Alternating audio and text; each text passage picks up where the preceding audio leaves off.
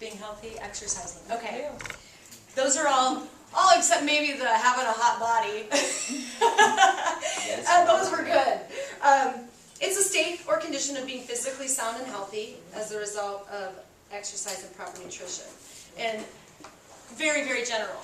It's a very general definition. And you're right, the definition of fitness to everyone probably means a little bit different thing. For me, being fit is emotionally, physically, spiritually, everything. But today we're going to talk about physical fitness. Physical fitness includes physical activity, which is any bodily movement produced by your skeletal muscles that results in energy expenditure. And the benefits of this are it'll reduce your feelings of depression and anxiety, promote psychological well-being, helps control weight, reduces your risk of type 2 diabetes, reduces your risk of cardiovascular disease, and many more things. So when you're stressed out over your tests that are coming up, you should probably do a little bit of exercise. Get the endorphins in your body going so that you have a feeling of well-being rather than stress, constant stress. Are you stressed out? You look like you're pretty relaxed. I'm always relaxed. Yeah. So, you're always relaxed, not stressed out? That's a relaxed guy. You're relaxed. That's good, being a relaxed guy. All right, so, anxiety and depression. I know you all feel anxiety. I don't know if you all feel depression, but the beta endorphins that exercise creates do help with the feeling of anxiety. So it also helps, physical activity also helps control weight. Some of the factors that you've talked about are BMI, body percent fat, and having a healthy body composition. I told the earlier class, I used to always think that I would much rather be tall and long and skinny rather than 5'2", stocky Polish girl from northern Minnesota, right? But my body has gotten me to 50 years old, I've run marathons, I don't have injuries, and I'm still moving. And so I've learned to really appreciate my fitness, the level of fitness that I have. Basically, my body will do whatever I ask it to do, whether it's jump on the trampoline, when my kids ask me to, swim, do whatever it is. And that's where I like to be. And so I used to think I wanted to be tall and thin. Now I'm great with where I am with fitness. I love being healthy. Regular exercise increases your metabolism because muscle burns more calories than fat burns. So a sedentary person would need to do more of the same activity to burn the same amount of calories than fat. It also lowers your risk of type 2 diabetes. Type 2 diabetes being different from type 1. Type 1, you've probably learned this, but type 1 diabetes is your pancreas does not create insulin. You have to take injections or have a pump, whatever it is that you do to get your insulin. For type 2 diabetes, it's lifestyle factors. It's overweight, what you eat, that sort of thing. And you can lower your risk of type 2 diabetes. We have a huge problem with type 2 diabetes in America today. Cardiovascular disease, HDLs and LDLs. Your HDLs, and I'm going to go straight to your book on the HDLs because that's where you're going to be learning it from. Regular exercise helps control your cholesterol, and your cholesterol is moved through your body through HDLs, which are high-density lipoproteins, and then LDLs, which are low-density. Your high-density lipoproteins, H, are healthy. HDL, healthy. They're the healthy lipoproteins. They help carry the cholesterol out of your body to your liver so that they're excreted. The cholesterol is excreted from your body. Your LDLs, your low-density lipoproteins, are substances in the blood that deposit the cholesterol in your body cells. And the cholesterol is not excreted, it's kept in your body. Physical activity increases the number of HDLs. So the more exercise, the more HDLs and less LDLs, less percentage LDLs. Okay? You always want to, so we're moving off of the benefits of physical activity and moving into designing your fitness plan. We're going to move into, you guys have your packet. I'm not doing the first packet with the people on the front, the first page, so go to the next page. I want to make sure that I cover what it is that you need to have while I'm talking. So, we're going to work through designing a fitness plan. And the fitness plan is an FITT formula. So it looks like, I'm going to do it F-I-T-T. Well, I'm going to put the T actually over here because so it's F-I-T and then the T should be at the end for your fit formula. You see it on your paper. But I'm going to do it a little this way. I didn't do this in the first class, and I think it would have been helpful how I did it. For your fit plan, F is frequency, how often you're doing the exercise or the motion. Intensity is how hard you go at it. Time, how long. And your type is what kind of activity. And the three kinds of activities that we're going to talk about putting into this fit formula, and that's why I put the T over here. So it's frequency, intensity, time, type. And the type is our cardio. Are these the metrics? Are these the three metrics? No, not the three metrics. So you have cardio, you have resistance. And flexibility. You know what? I did not create the paper. Dan Johnson did for this. So he has it. He has the fit down and the across. So I guess I should do it that way. Now let me do it this way so you guys can pull it in. It'll be easier. It'll be easier if I do it exactly the way he did it. So he's got resistance first, cardio, and flexibility across the top. And then he has F-I-T-T. Okay, so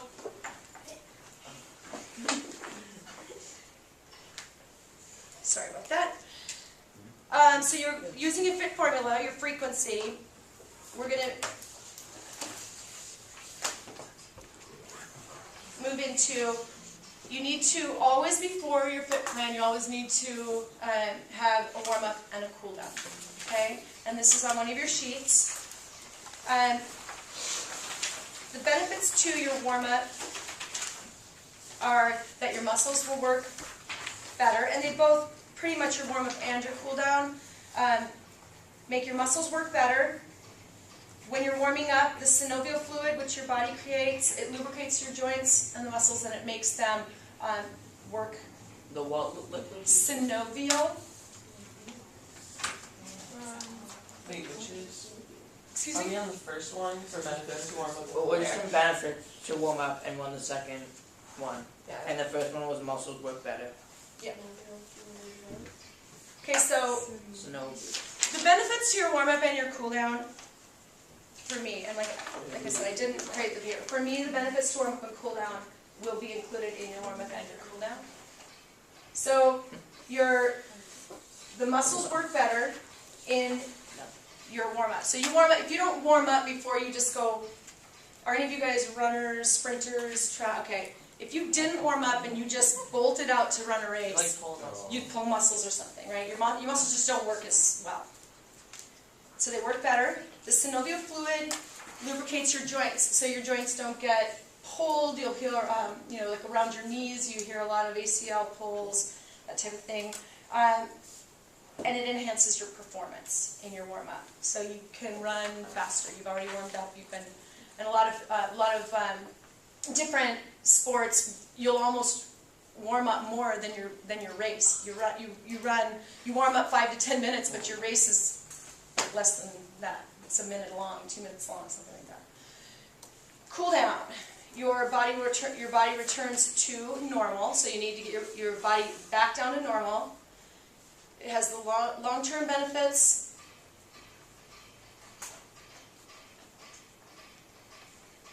Which is your recovery. The cooling down portion of your workout. When I work out and then cool down,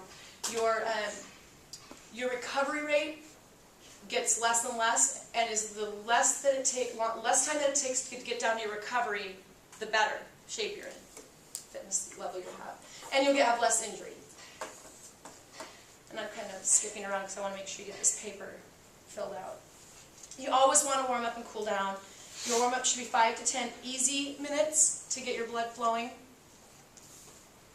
So if you are you always want to do an exercise, a warm up exercise that mimics what you're going to be doing. So a warm up for when I teach kickboxing class is way different from if I'm just going to go run. Because in kickboxing, we're doing a lot of lateral motion, kicks to the side, you're doing a lot of fast punching, and if I'm going to go for a run, I'm barely using my upper body's just here, and I'm moving everything is in a forward motion, so it will be a different type of warm-up, okay? So you want to mimic what you're going to do, and that has changed. It used to be that so back in the 80s, early 90s, you'd come into a class and you may have seen old movies of Jane Fonda or whatever, and Jamie Lee Curtis, where you came in and you always did stretches. Flat out the gate, you just did a stretch and then you went into class. Well, there was a lot of injury.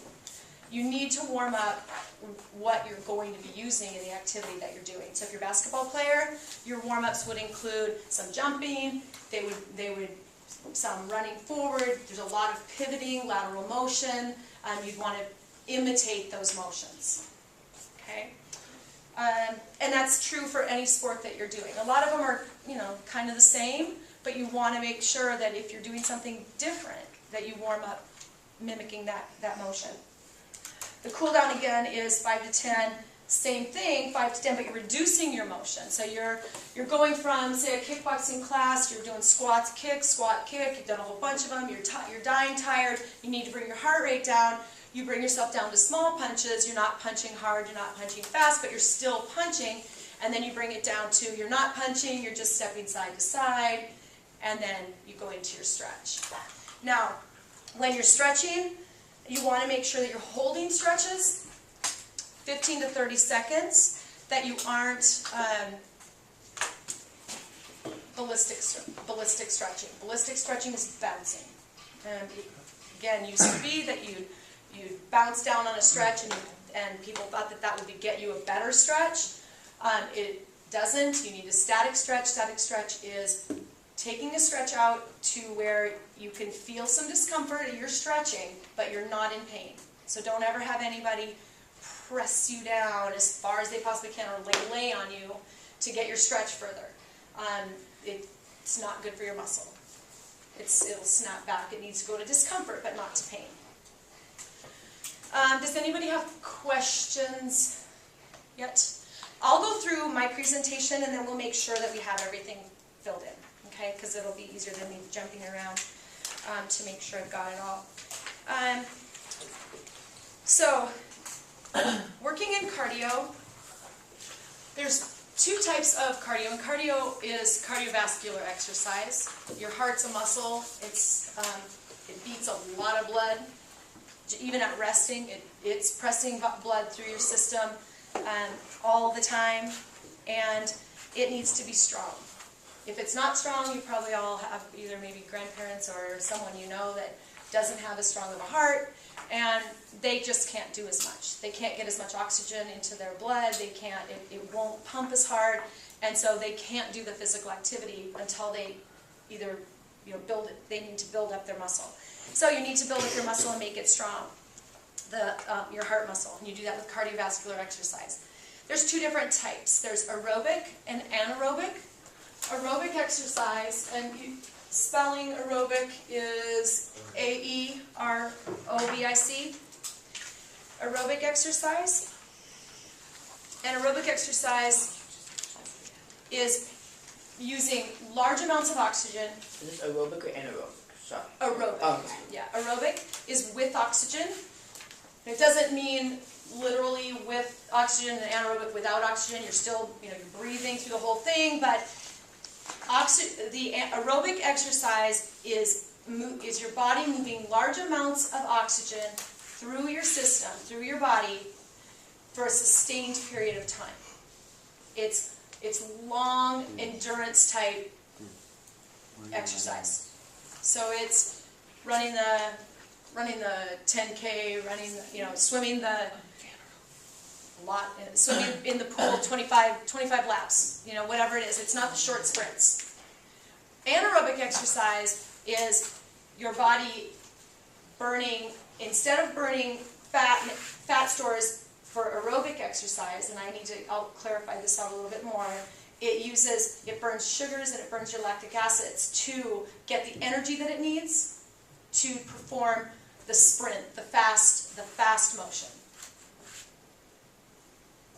So you're not building endurance with anaerobic exercise, but you are building strength. So you need to do both kinds of exercise. It's what interval training is. Interval training is anywhere, some people's interval trainings are 30-second spurts, some can be 2 minutes spurts, depending on what you're training for. You do as fast and hard and out of breath, working past your target heart rate, going hard, and then for whatever interval, and then you're coming back down. You need both types because your body builds strength with anaerobic and endurance with aerobic. Okay? In anaerobic exercise, the body's demand is greater than what's available for oxygen, so it pulls from your sugars and your lactic acids. You don't have enough oxygen available, so it pulls from other energies in your system.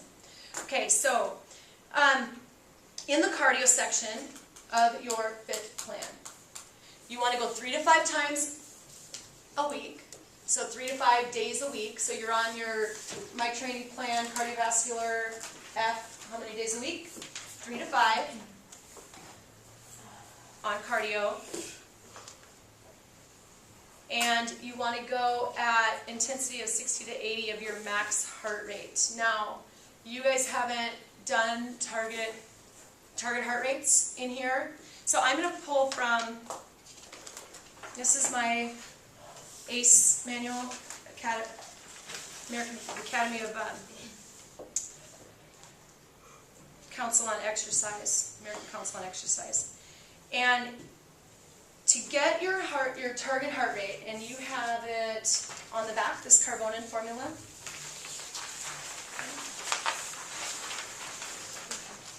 Okay, so for the Carbonin formula, you take your max heart rate, which is 220, and you subtract your age.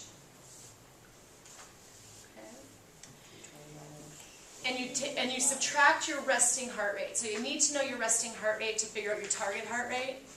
So, your resting heart rate should be, if you're pretty normal with your activity, it should be between, right around 60.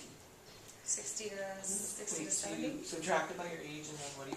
You take your max heart rate, which is 220, and you subtract your age, and then you subtract.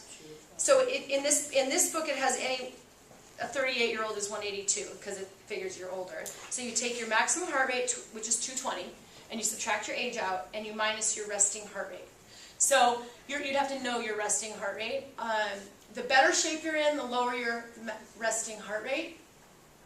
But it should be probably right around 60 or so. You're pretty young. And then you need to multiply it out by 0.5, and then you add back in your resting heart rate. And that's your target heart range. Now, in my classes, I try to teach people to be between 120 and 140, because that pretty much covers most ages and most fitness levels. So between 120 and 140, never over 160. There's nobody that I teach a class or train that I should have at a heart rate of 160. They should stop. They need to cool down and stop. It's too much, or they need to lower the intensity. So when I'm teaching a kickboxing class, if I can see someone getting really red in the face and they're breathing really hard and they can't pump enough oxygen, that at 160 it's too much for a sustained period of time.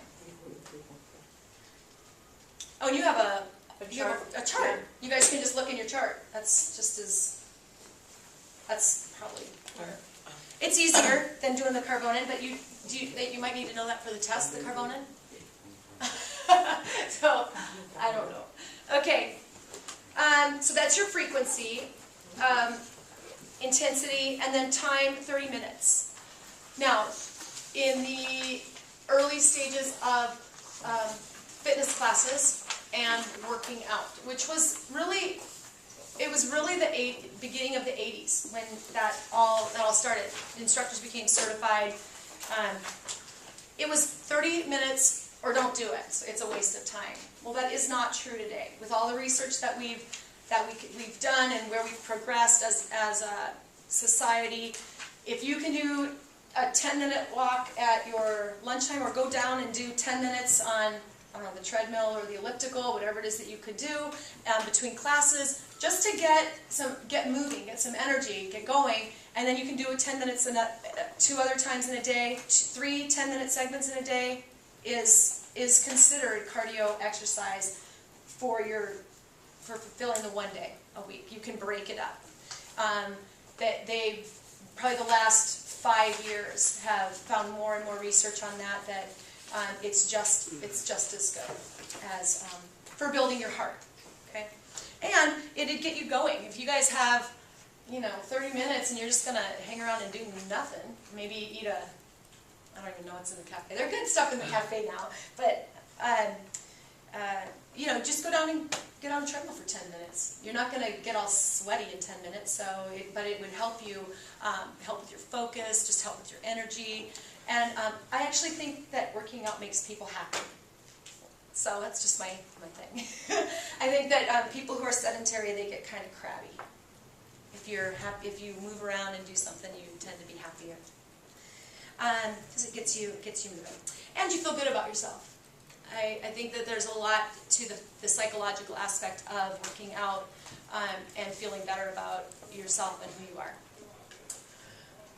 Moving on to flexibility. I'm going to move to flexibility. So why do you think you'd want to be flexible? I mean, not really flexible, just flexible. I mean, you don't have to be super flexible. So you don't pull muscles, right? And so you don't get all tight and balled up. Muscles don't work very good. Have you ever worked out and then your muscles got really tight and you just tried to walk down the stairs? You're just you can't because you're tight. Or if your back gets tight, someone in the class just before this had a really tight back, and it's hard to do much if your back is tight. You need to stay long and flexible, and especially as you get, now you're in high school and you're active. I mean, you're moving around, you're doing things, but you get into college and you're studying and you're working and you're not doing as much. And then after college, you're working full time, and then you go home and if you don't work out and stay flexible, you just get tighter and tighter and tighter, and then you start to feel like you have problems. If your back gets tight, if your lower back gets tight, a lot of times your ankles hurt. Because your back is so tight, it's pulling on your hamstrings and it makes your ankles hurt. And if your ankles hurt, you can't walk very well. It all goes together. And so you really want to stay flexible so that you don't get injured, but also just for long-term benefits of staying healthy and being able to move. In your flexibility on your chart, we'll go to your chart now. You want to do 5 to 7 days a week of working flexibility, minimum of 2 to 3. So you're on your chart under flexibility and it's 5 to 7 across here. Okay. Intensity, it's to the point of discomfort. Discomfort, right? Not pain. You can put not pain in big letters underneath. It's to the point of discomfort. And the time that you stretch is, each stretch should be held 15 to 30 seconds, which is a static stretch. And you should do 2 to 4 reps of that stretch. So if you're just sitting, and studying, one of my cheerleaders said, oh, she has steady back. She lays on her stomach and has her elbows up. So she's laying flat like this with her elbows up, and you can see that her back is in a constant contraction, and so her back hurts because she's stuck in that study position. She calls it study back. So really, if you're going to study that way, then after you study that way, get up and do the opposite motion. Sit down, excuse me, with your legs out in front of you, reach forward and stretch. Stretch out from the mid-center of your back, all the way down your back, glutes, hamstrings, and if you flex your feet really hard, you'll stretch your calves, and if you point, you'll stretch more into your hamstrings. Yes? These are the kinds of things they can do through the classes throughout Yes. the day, instead Yes. of just sitting here. It'll keep you awake in class. Exactly. It keeps you awake in class.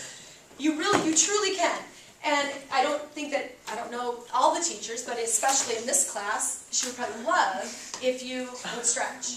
And I do it all the time. If I'm working at my desk, I am constantly, like if I'm sitting down, so say I'm sitting at my desk and I'm like, oh my gosh, I'm so sick of sitting here, I'll take one leg out, stretch, and just reach under my desk and pull it up and stretch it. And it is a good stretch.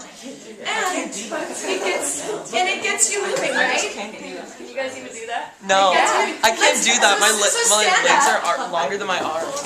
Okay, so stand up, do a little test. I can't ground. Okay, so because most of you girls a lot of the girls have skirts on, so we're gonna do it opposite day. You're gonna go down in a squat, put your hands on the floor.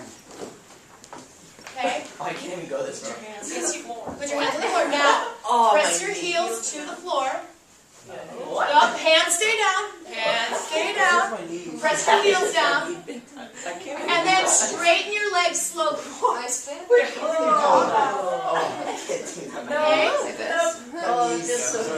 Yeah, so do you feel it? I can't do that. Do you feel it stretching? My knees Do you feel it stretching your lower back? My knees Do you feel it stretching your glutes into your hamstring? My legs gonna fly off. Okay. So if you put your hands to the ground and press your heels down, for some people that will be a stretch. Okay? For people that is a stretch, you really need to become more flexible. Because the flexibility as you get older and as you go through motion, if you can place your hands on the floor, straighten your legs, you will have a lot more range of motion with what you can do in life. What if you can't feel that in your back? You just felt it in your legs. Yeah. If you felt it only in your legs and not in your back, then you need to press your abdominals down further so that it moves into your lower back, and then round up and down. So it's a motion of rounding out your back and flattening your back. Right?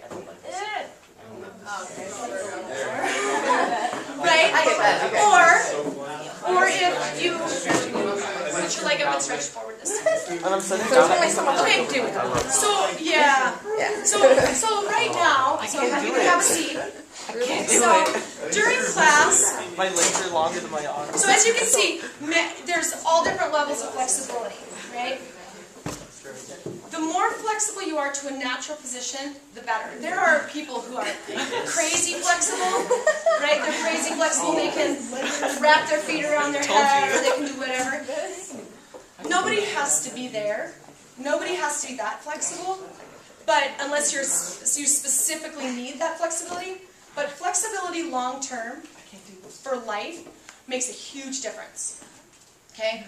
My husband is just now beginning to understand, and he's really physically fit. He was like, basketball and or baseball and football in college. But they didn't stretch. So now with all the work that he does, and he works out every day, and he tries to go hard, he really is now realizing that he needs to stretch more. Because otherwise, he's starting to get, tight. You wake up and you're getting out of bed, tight. And he's not very old. So you really need to stay flexible through life. And it helps you just not fall asleep in class. Reach forward, reach your leg, you're sitting down, you reach your leg, you're just hold it up. You just stretch, right? Or if you're sitting and your back is tight, you're like, oh, these chairs are so uncomfortable. Sit, reach around, pull yourself around, and you stretch out your obliques and your lower back. Obliques. Okay? Your obliques are your sides. They help you do a lot of stuff. Every Get that- twisting, get that turning, V looking motion comes from your obliques. Every pivot, turn, everything. I can do Okay. it when I'm sitting down like on the ground. So on your flexibility, there are there's three types of flexibility, three types of resistance. Say this dude with the left. Okay. Static. I can do it with this leg. Well, there's static and ballistic. Davis. David, if it gets stuck, I can't. No. Like I can do it on the ground, not. Okay, so moving to It's from track, I think. your I can't do flexibility. that. That's my You can't do what? He can put his foot behind his head. Yeah. But you can't reach forward. No. So you have tight hamstrings and you're really flexible in your hips. I know guys These are, hips. women are not. To do a figure four stretch, I'm like, Oh yeah. I think it's for the track. I mean, because we used to always do stretches. oh. It might be because like I used to not be able to. I do aerial, so I can like. Oh, so you're really It's like when we long distance runs, we go like we'll do like leg stretches. Okay, so moving on I to, can even go like. does anyone here is not in any sport at Oaks at all? Or not at Oaks, but in general. Is there anyone who's not in a sport? So you all have kind of sport-specific things that you do. Sport being, if you do aerial, that's a sport to me. I mean, an activity that requires you to be physically fit for it. I have a question. Yes, Is golf a sport, you think? yes, golf is a sport. And you should do very specific stretches. You're a golfer, obviously, because No. you're asking me? No. Oh, you're not a golfer. I am. Okay. Golfers should do very, very sport-specific stretches and strength training for golfers. A lot of back and core. The difference let's see, how old are you guys? When Tiger Woods first started playing, did you see his physique? Did you remember his physique? Is he too? I just remember him He's seeing strong. his wife. Yep. I don't watch golf. Now, let's not remember that part. Okay, so when he started, he was fresh out of Stanford, and he had very little upper body strength. Very little. He was not very little upper body. He was not very cut. He was just kind of a straight beanpole type of guy. So he comes onto the golfing circuit, and he's playing, and he's winning like crazy, and he gets a trainer, and he starts working out and doing all these golf sport specific exercises, and he totally V's out, right? He gets upper body strength, he gets his core and his back really strong, and you could see the definition through his legs he's walking, he's playing all these, he's having all these tournaments, and he had to up his physical game. Physical, not just his mental game, but he had to up his physical game. Even though he was such a good golfer, he had to get stronger. And the physique that he has now is very different from where he was when he first came on to golf. And he got a trainer, and he got going because he knew he was playing professional golf, and this was going to be his career. So he changed a lot. Okay, so let's move we're on flexibility, and I wanted to make sure that we all know that flexibility is your range of motion around a joint. Right? It's around a joint. So it's your hips, it's your knees, it's your elbows. You cannot, when a client comes into me, I cannot tell how flexible they are by looking at them. I can't tell. She just told me that what's your name? Libby. Libby does aerial. I couldn't tell that she does aerial. There's no way for me to know that. Aerial is the curtains, and you wind yourself up, you have to pull yourself. Off your curtain when you're doing You know what? I have never done it. I would love to do it. It takes a lot of upper body strength. Can you fall off? Do you fall off? I haven't, but people in my class Like have. if you're Yeah, so like- raveled up, like how do you? Yeah. Well, you if you just- can tie yourself in like knots, but Yeah. they're not actual knots. So that when you pull like a certain part of the tissue, then Yeah. you fall. Right. But fall like the You're supposed to correct be. way. You're supposed to be You're rolling supposed to be down, yeah. rolling. But then there's also that time where like this one girl, she didn't catch herself, and she just went straight through and hit her face on the mat. Yeah. Oh, Well, it Yeah. takes an incredible amount of I'd be strength so bad. to do aerial. Aerial, you have to be incredibly strong. Not strong like, Joe Weider, big old bicep strong. You have to have incredible internal strength. And there's a huge difference between internal physical strength and outward muscles that show. So if you build a muscle from the inside, and I'm getting all over the place because this is great. I wish I had 2 hours to do this. Is incredible strength, but flexibility, because you're putting a foot in this curtain and a foot in this curtain. They call them tissues, and you're holding your body up across that tissue, and then you have to be able to roll yourself down. Incredible strength to do that. So you all have sports or activities that you need to be prepared for. So if it's aerial, there's obviously a lot of warming up your muscles, because you need to get your blood into those muscles, and you need to stretch, because if you went up there on a curtain and you had to get your leg over to the other side and you hadn't stretched, it would be painful, right? And if you didn't warm up your arm muscles and you had to pull yourself up the curtain, you have to pull up your own body weight. I don't know if any of you have tried to do that. I used to be able to, when I was in high school and swimming and gymnastics, I could pull myself up a rope really, really fast. I have tried to do that recently, and it has gotten a lot harder for me to do. And it's because I just haven't been keeping all of that strength that I needed, the internal strength. So anyway, let's go to, so we need to test each joint individually. So when you're doing your fit test, and you don't know if you don't know how flexible you are, do a fit test. Do a series of 5 stretches, like that stretch we just did. If you can't do this, then you need to mark where your baseline is, right? If your baseline is at here, is down, you're stretching down here with a straight leg, then maybe your goal is that you want to get your leg up to parallel to the floor. That's your goal, okay? So that your baseline test, your flexibility test is down here, right? You know? Yeah. Okay, and we've gone through static and ballistic stretching. But you have a baseline. You have a baseline for yourself when you're testing for flexibility. Okay. Moving to resistance training, because I want to make sure I get all the top boxes filled in. Resistance training frequency 2 to 3 times a week. Okay, so now you're saying, oh my gosh, I go to school, I got my sports, my mom makes me do this, and now I have to do this? This is a lot of stuff. Really, it comes about up to an hour a day. And you can do the cardio in segments. And I know some of you don't feel like you have the hour, but you can stretch while you're studying easily. That's easy to do.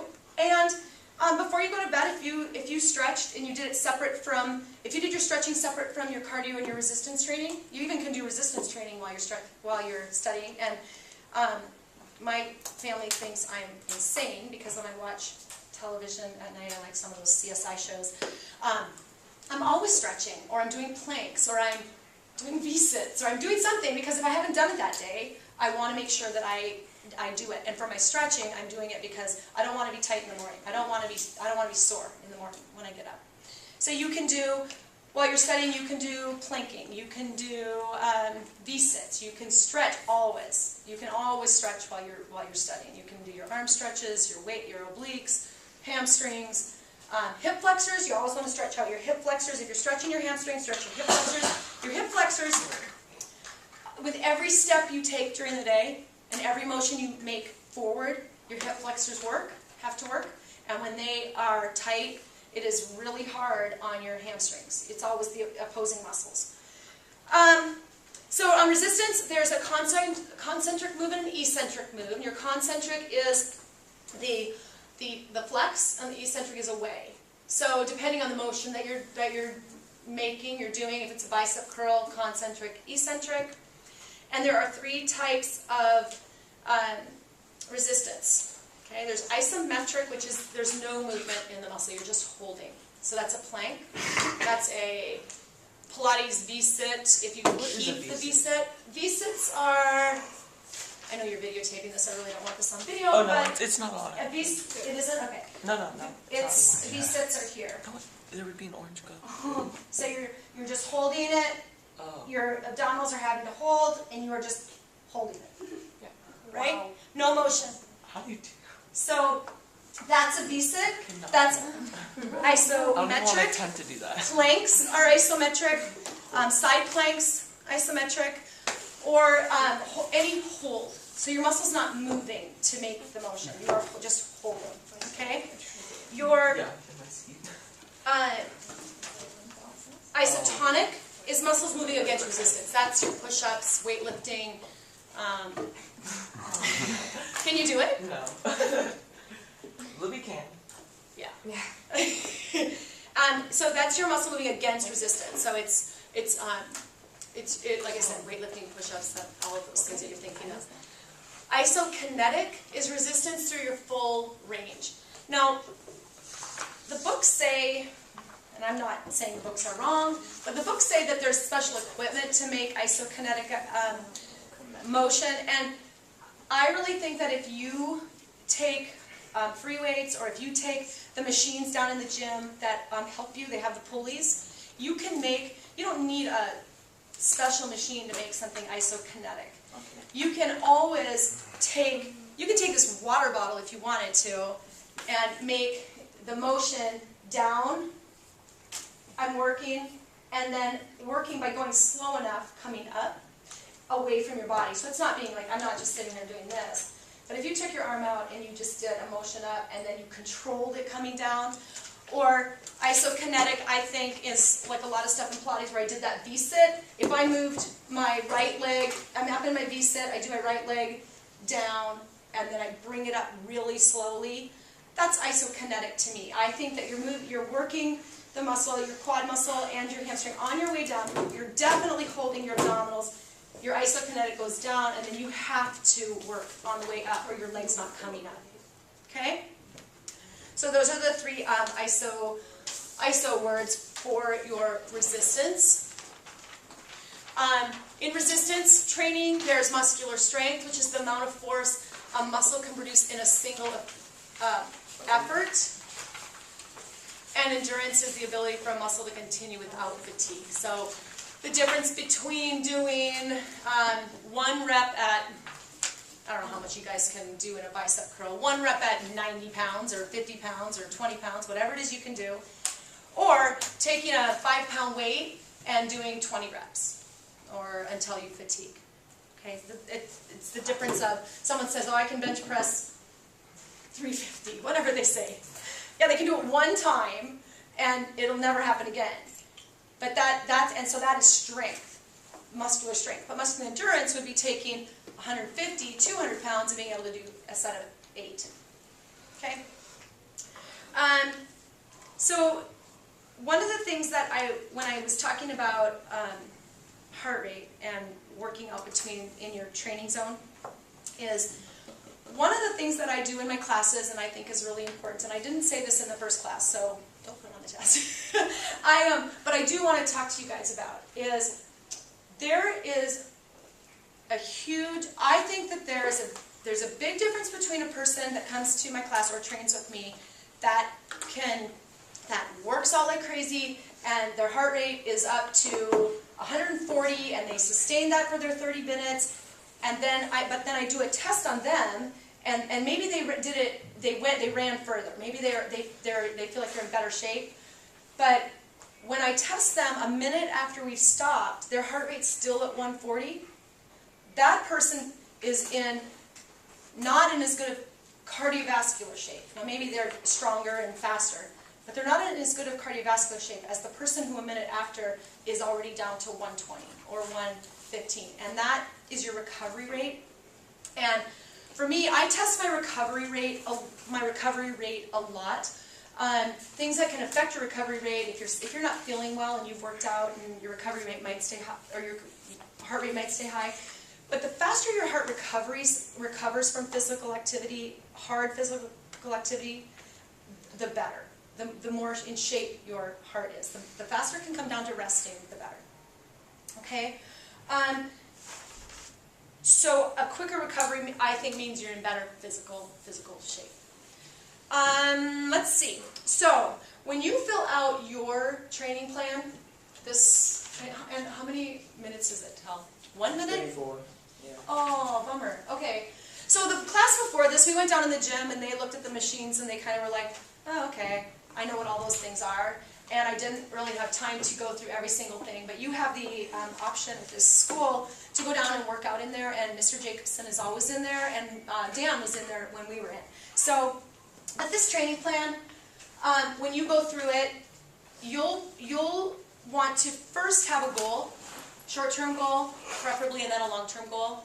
Short-term goal, an example for me is I want to run a faster 5K. I'm 50 years old, and I just decided that's what I want to do. Maybe it's doing the splits. I don't know what it is for you. Whatever your goal is, but come up with a short-term goal. Your long-term goal for me is at 85 years old, I still want to be playing golf and traveling with my husband and playing with my grandkids. I don't want to be bedridden, sitting in a chair, not able to do anything. Come up with your goals, put in a fitness plan, and if you need ideas on specific things, I'm pretty much around the school a lot. You can come up with them, or if you go online and look up golf-specific, aerial-specific, basketball-specific, they will give you a range of exercises to do. Does anybody have any questions? Okay.